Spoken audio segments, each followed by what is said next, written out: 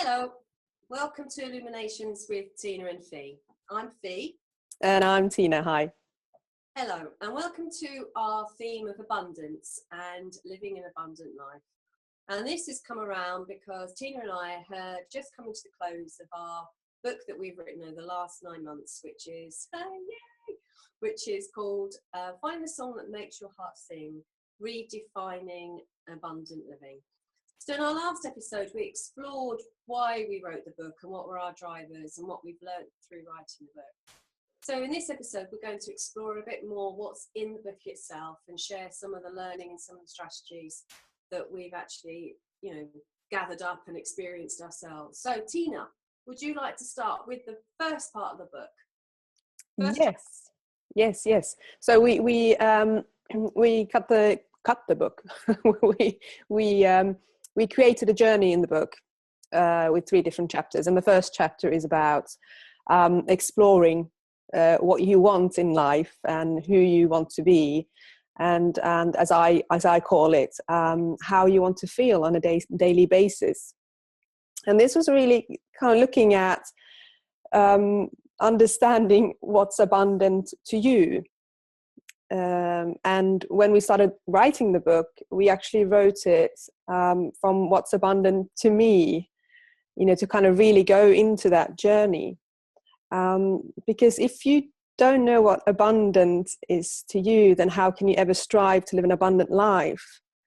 And very often we can have ideas about what abundance is because we get told by our culture and by the books we buy and by movies, and we go, oh, this is abundance. And then we strive for that, we get there. And as we talked about in the last episode, very often it's about wealth, acquiring status. And then you get there and you kind of go, well, this doesn't feel good. You're still wondering. And consequently, the first step is to kind of understand, okay, what is abundance for me? What do I want?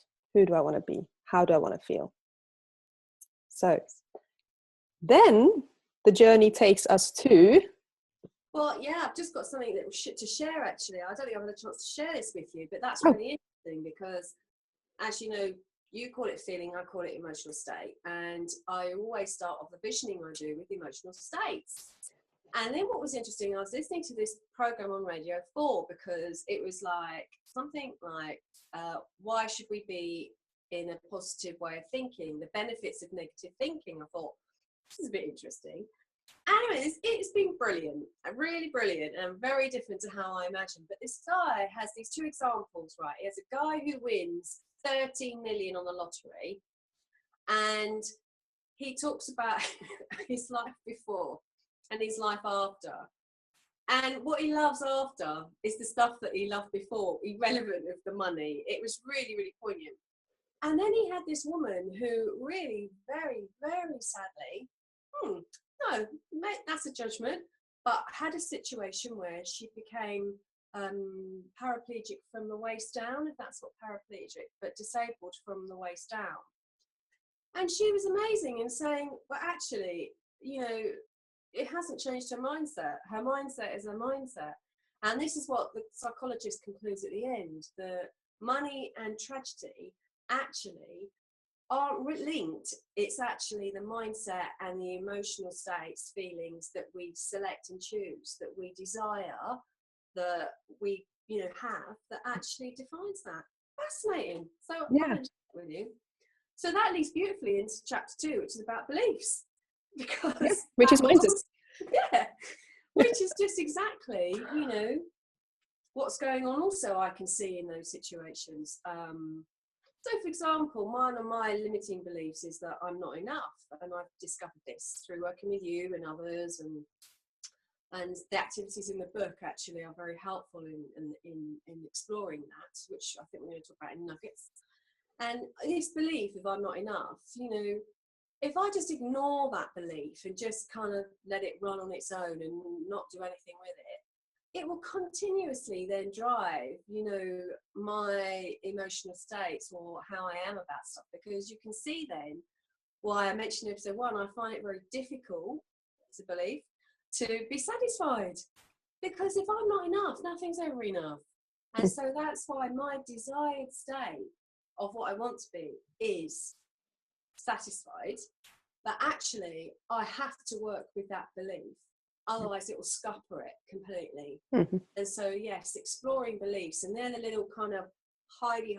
We explain it in quite a lot of depth in the book, but they're the ones that we use to filter the world, really. They're completely subjective, made up. And, just to help us make sense of the world, usually when we're children, when we haven't got that prefrontal cortex development in place yet. And then we take it as a truth. And they're not. And I know your work and my work is very much around removing barriers to your own kind of wonderful or resourceful state. So beliefs, removing limiting beliefs, or working with limiting beliefs. Neuroscience, is about kind of working with them as opposed to removing them. But yeah, so then we do beliefs. Yeah, and I think really interesting with beliefs is, I've in my 20s, I had a few occasions where people were actually literally holding the door open for me, saying, we think that you would be great for this and suitable for this, and things that I was kind of dreaming about somebody, suggesting that would be so exciting. And I've literally stood there and go, nah, that's not me really, and afterwards I like, oh, what? Why did I do that?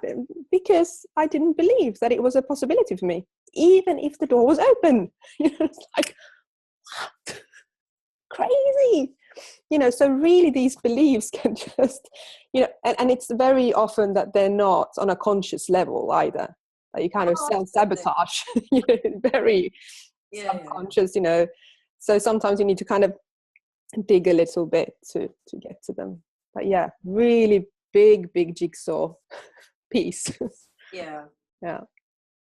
So and the third and last part in this particular book is connection. And in connection, we talk about connection to ourselves, connection to others, and connection to our wants and desires.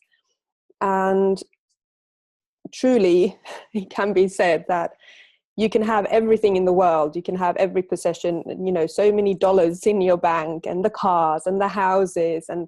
But if you're sitting there alone at night and you have nobody to share that with, it's a piss poor life, and not just kind of having people around you sharing that, but also that connection to yourself of satisfaction and happiness. And I think that kind of taps into the beliefs again. And that's such a huge piece of life, is that connection. Fi, I'd like you to really add something to that. Well, yeah, I mean, we're hardwired for connection because, if we go back to being on the savannah plains and we're out hunting and gathering, if we're not in with the tribe, we're going to die because we're knocked off. So that hardwire for connection is really important. What we talk about in the book is relationships that serve you. And that's the hard one. That is the challenge, because I myself have had to let go and lessen some relationships because they just were not serving me. And so having that and being aware of what that means is clarified in the book as well. So it's relationships that energize you, that make your heart sing. You walk away going, yay, not really, I'm knackered, I could sleep for a week. And that connection to others is important. It does make us also stand back and look at what's going on around us as well with our relationships, and then consider those potentials that we would like to have, and we explore maybe where you might go to bring in people into your lives that are going to serve you and add to your making your heart sing. And also, when we talk about people serving you, it's around, people who will support you in your dreams, people who listen to you, who are there through the good times and the bad times, who can celebrate with you, and vice versa. I mean, I want to have relationships with people whom I can support and who want the support from me, and I think it's a two-way thing, definitely. But yeah, relationships that just drain you, or relationships that are always very negative around, you know, I want to do this, what do you think about this idea, and go, nah, you know, that's not, you know, and they bring their own limiting beliefs into that relationship. That's very inspiring. So Tiina, I think that's probably coming to the end of our episode 2 in talking about our kind of elements of what would make an abundant life, and how then you can find the song that makes your heart to sing, make your heart sing. So in the nuggets, we're going to share some particular activities that you and I have really enjoyed and loved out of the book. We're going to share those. Anything you'd like to add at this time? No, not really. I think that went really quick, and I could have talked for hours. I was just getting going. What happened? Oh no, there you go. It's flow. Don't mention flow. Anyway, another one. Okay, so a question. Ooh, what might be a question for our community? I think a question around beliefs would be really good. I think that would be really poignant from the last time and the question we asked then. I think, do you believe that abundance is available to you? Yes or no? And why, you know? Yeah. So do you believe abundance is available to you? Okay. Yeah.